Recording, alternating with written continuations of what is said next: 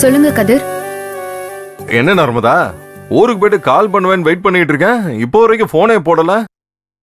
Sorry கதிர், இங்க வந்ததுல இருந்து அடுத்தடுத்து வேலை, அதான் உடனே கூப்பிட முடியல. பாத்தியா, ஊருக்கு போனதை எங்களெல்லாம் மறந்துட்டல்ல. சேச்சே, அப்படியெல்லாம் இல்ல கதிர். உங்க யாரையும் என்னால எப்பவுமே மறக்க முடியாது. அம்மா, வீட்டுல ஏதோ அவசரம்னு புறப்பட்டல, என்ன பிரச்சனை? அதெல்லாம் ஒரு பிரச்சனையும் இல்ல. ரொம்ப நாளா தனியாவே இருந்துட்டேனா, அம்மா அப்பா கொஞ்சம் அவங்க கூட இருக்கணும்னு நினைக்கிறாங்க.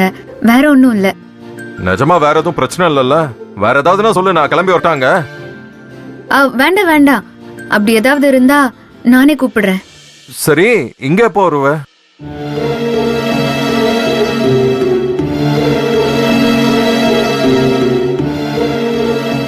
அம்மா அப்பாவோட ஒரு 4-5 நாள் இருந்துட்டு வரேனே. சீக்கிரம் வந்துரு.